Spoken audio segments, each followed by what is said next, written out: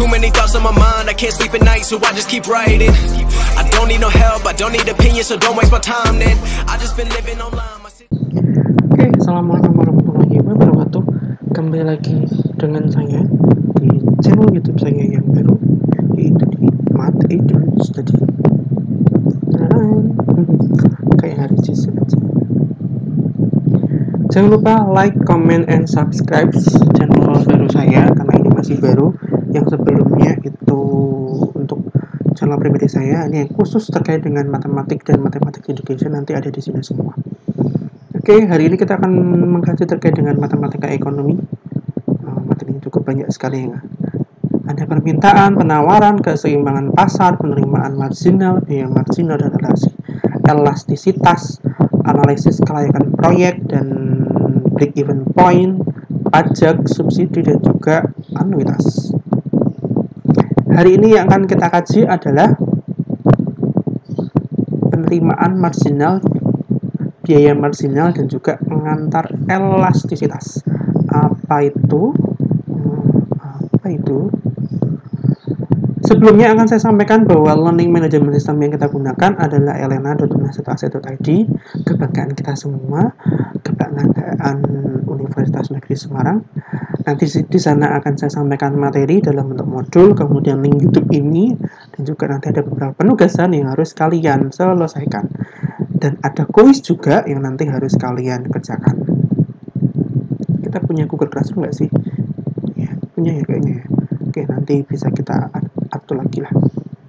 Konten materinya seperti yang tadi sudah saya sampaikan, nanti ada penerimaan marginal terlebih dahulu, kemudian biaya marginal, dan yang terakhir nanti pengantar terkait dengan elastisitas. Ini baru pengantarnya. Elastisitas itu nanti akan ada pembahasan lagi. Apa saja yang nanti akan kita kaji, atau apa yang saja nantinya akan ada terkait dengan kemampuan yang akan saya nilai, yaitu adalah konsep dan contoh soal jelas, kemudian ada penugasan, yang terakhir nanti ada kuis dan juga forum diskusi. Yang pertama terkait dengan penerimaan marginal, konsep dan juga contoh soalnya. Setiap produsen menghasilkan barang dan jasa yang dijual ke konsumen. Penerimaan yang akan diterima produsen dipengaruhi oleh jumlah barang dan juga jasa yang terjual, dikalikan dengan harga per unitnya. Jelas. Jadi permintaan atau revenue merupakan fungsi dari jumlah barang yang terjual.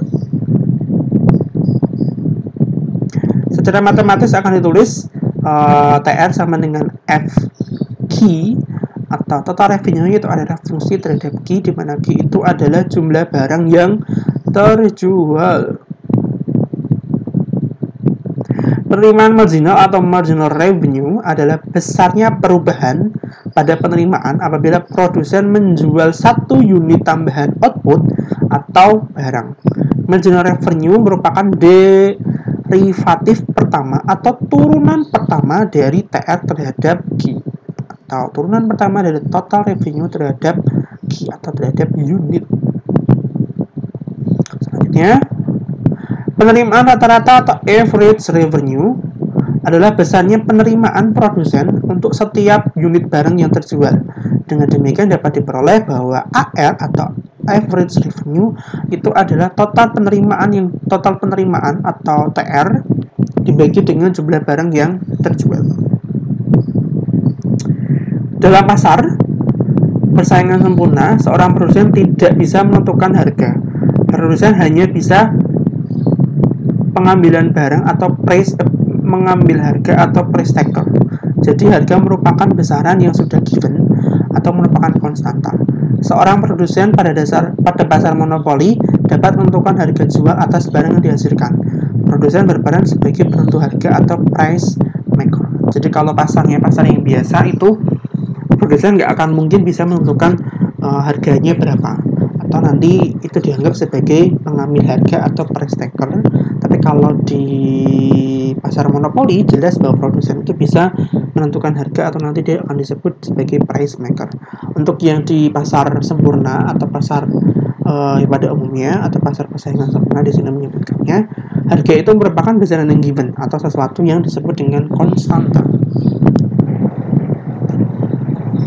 Ini contoh soalnya, pada pasar persaingan sempurna, seorang produsen memiliki fungsi penerimaan TR sama dengan 100 Ki.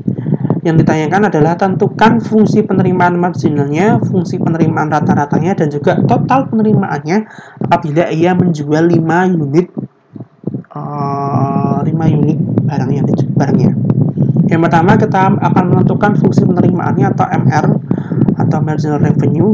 Jelas MR itu adalah turunan pertama dari TR atau total revenue, sehingga di TR per DG adalah di 100 Ki per DG, yaitu nilainya adalah 100. Yang kedua, fungsi penerimaan rata-rata atau average revenue itu adalah total revenue dibagi dengan Ki, sehingga nanti akan diperoleh 100 Ki per Ki sama dengan 100. Jika Ki-nya sama dengan 5 atau kita menjual 5 unit, maka TR yang akan kita peroleh adalah 100 kali 5 karena 100 Ki, sehingga akan diperoleh nilainya adalah 500. Contoh 2, seorang produsen memiliki fungsi permintaan total yang ditujukan pada persamaan total revenue sama dengan min 2Ki kuadrat plus 40 Ki. Yang ingin ditentukan adalah fungsi penerimaan marginalnya, fungsi penerimaan rata-ratanya, total penerimaan dan penerimaan rata-rata apabila ia menjual 5 unit, dan total penerimaan maksimumnya. Ini penyelesaiannya. Yang pertama, fungsi penerimaan marginal. Sudah kita cari turunan pertama dari TR, dia adalah min 4Ki plus 40. Kemudian fungsi penerimaan rata-ratanya dari TR-nya tadi dibagi dengan Ki, yaitu min 2Ki plus 40. Kalau Ki-nya 5 atau kita berhasil menjual 5 unit seperti yang di sini, kita akan menerima total penerimaan marginal dan juga penerimaan rata-ratanya adalah maksudnya total penerimaannya adalah kita menggunakan yang TR, kita ganti Ki-nya dengan 5, sehingga akan kita peroleh nilainya adalah 150. Kalau yang ditanyakan adalah penerimaan rata-ratanya, berarti yang kita pakai adalah fungsi average revenue-nya, nilainya adalah 30 karena min 2Ki plus 40 yang kita pilih. Selanjutnya, total penerimaan maksimum atau TR maksimumnya kita peroleh dengan menggunakan turunan. Jelas DTR per DG atau MR itu adalah min 40 plus 40 yang sama dengan 0. Kemudian kita peroleh nilai Ki-nya adalah berapa ini? 10. Sehingga nanti total maksimumnya adalah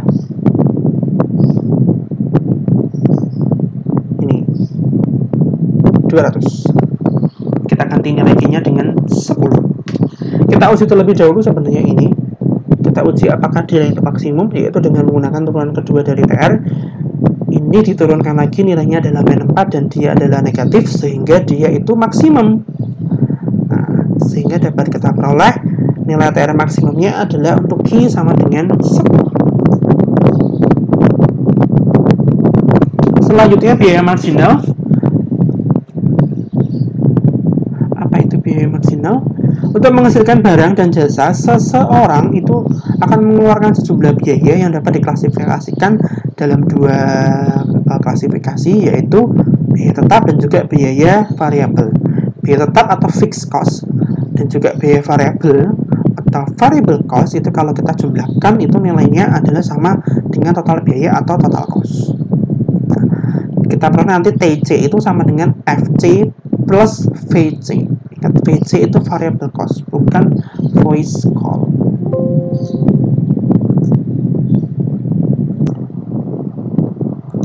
Oke, itu ya tadi terkait dengan total cost yang merupakan hasil penjumlahan dari fixed cost dan variable cost. Selanjutnya, biaya marginal atau marginal cost atau MC itu adalah tambahan biaya yang dikeluarkan untuk menghasilkan satu unit tambahan output.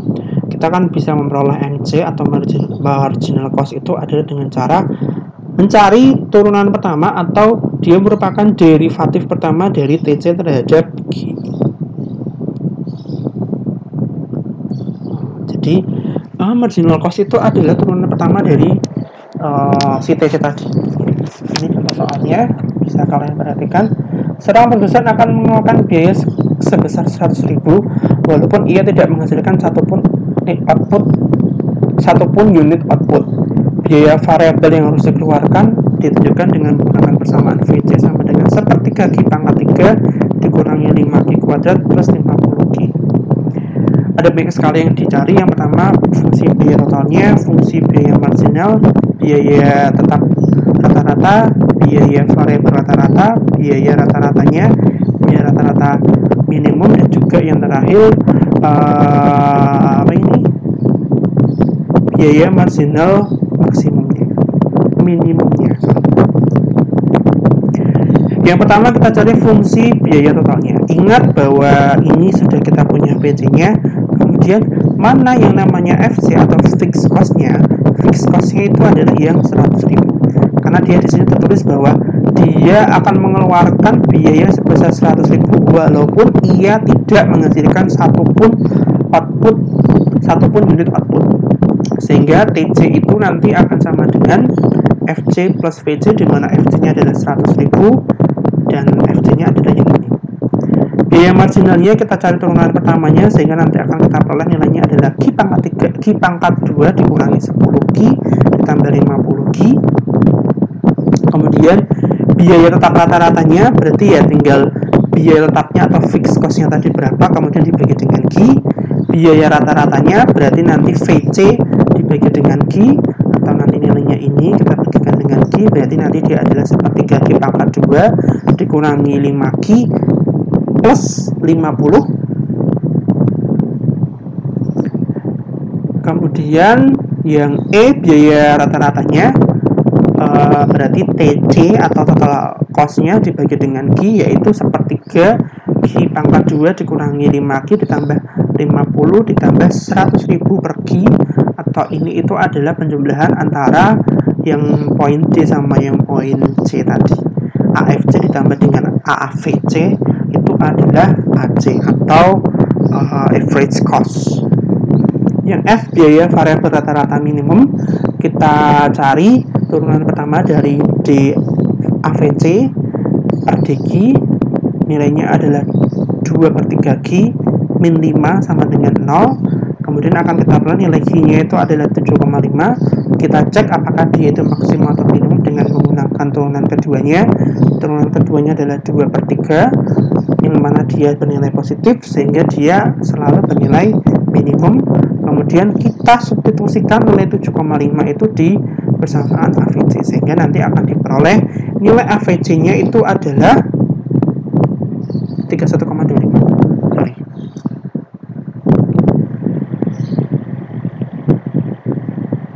Yang G, yang G, biaya marginal minimumnya kita cari turunan pertamanya dari MC, yaitu 2Q min 10 sama dengan 0, sehingga kita peroleh nilai Q-nya adalah 5. Kita uji nilai minimumnya, kita turunkan lagi atau kita cari turunan kedua dari MC, nilainya adalah 2, dan 2 itu bernilai positif, sehingga dia itu punya nilai minimum. Kemudian kita substitusikan nilai Q yang sama dengan 5 tadi terhadap MC, sehingga kita peroleh nilai marginal cost minimumnya atau MC min-nya adalah 25. Itu penjelasannya terkait dengan biaya marginal dan juga penerimaan marginal. Selanjutnya terkait dengan elastisitas. Apa itu elastisitas?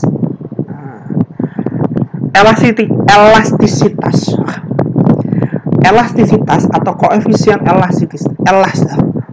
elastisitas atau koefisien elastisitas dapat didefinisikan sebagai persentase perubahan dalam variabel tak bebas atau dependent variable dibagi dengan variabel perubahan variabel bebas atau independent variable.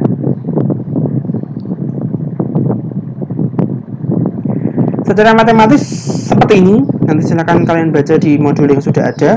Tidak perlu saya jelaskan karena ini ya perubahan kan berarti delta, ini juga delta, ini yang apa namanya tadi yang dependent dibagi dengan independent, sehingga nanti akan diperoleh persamaan 4.3 sampai 4.5 seperti ini. Nah, sehingga nanti akan diperoleh persamaan akhirnya seperti ini nanti. Ini bacanya apa? Ini bacanya bukan coefficient.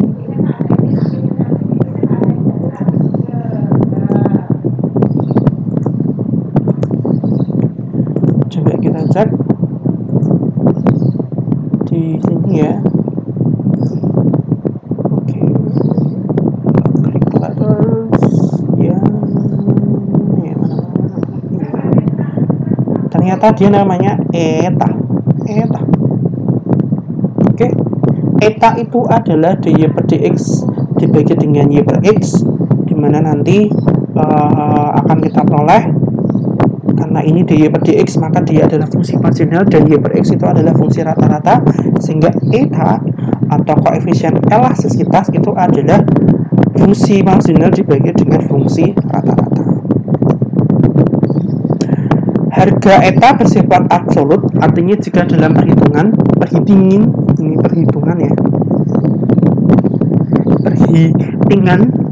diperoleh nilai negatif, maka nilai eta diambil dari harga mutlaknya.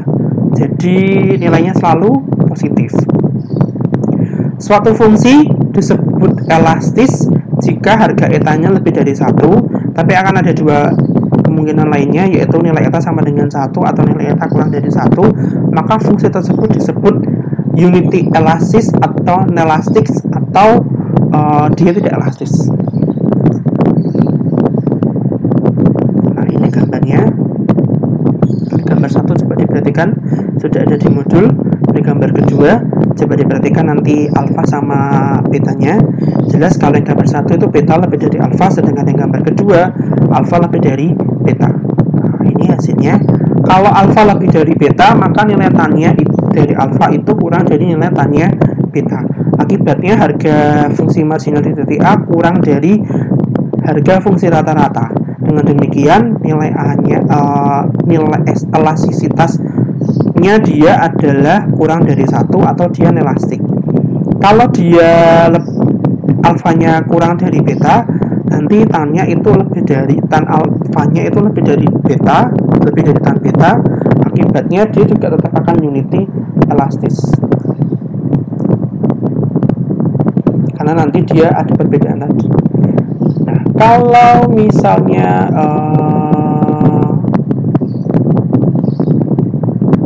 misalnya gambar yang ini jelas bahwa alfa sama dengan beta, gambar 4.3 ini ya, maka nilainya sama dengan 1. Dia tetap elastik atau dia tidak elastis. Sedangkan kalau yang gambar 4.4 itu yang elastis.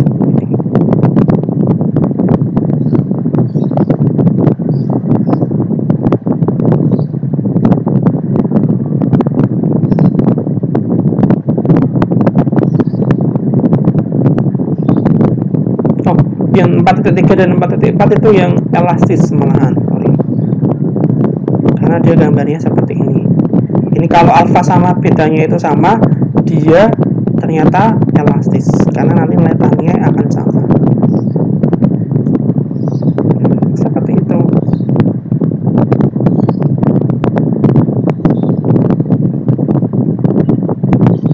Dibaca lagi nanti di modul sudah ada semuanya. Ini hanya penjelasan singkatnya biar kalian bisa merasakan kehadiran saya, karena di 2 atau 3 pertemuan yang sebelumnya mungkin kalian tidak bertemu dengan saya untuk perkuliahan matematika ekonomi. Yang terakhir, kita ada penugasan, cek tugasnya di Elena dan juga deadline-nya. Silakan, nanti sudah saya siapkan. Kuis juga ada di Elena. Nanti ada 10 kuis terkait dengan pengetahuan dasar terkait apa yang sudah saya sampaikan tadi.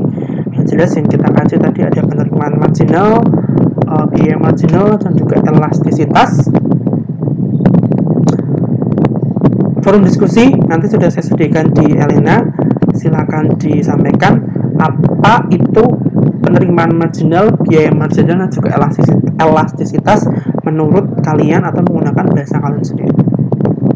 Diskusi ini ya, detail sekali. Diskusi, harusnya diskusi. Oke, terima kasih. Selanjutnya kita akan mengkaji terkait dengan elastisitas permintaan, elastisitas pendapatan, dan juga elastisitas produksi yang akan disampaikan di video selanjutnya. Jangan lupa untuk selalu mengecek channel YouTube saya yaitu Markedus tadi, atau kalian bisa follow atau subscribe channel YouTube ini. Terima kasih. Wassalamualaikum warahmatullahi wabarakatuh. Jika ada yang ingin ditanyakan, silakan tanya di komen yang ada di bawah ini, atau bisa ditanyakan melalui email, WhatsApp maupun Instagram saya. Ini Instagram saya di @adisatrio149. Terima kasih. Wassalamualaikum warahmatullahi wabarakatuh.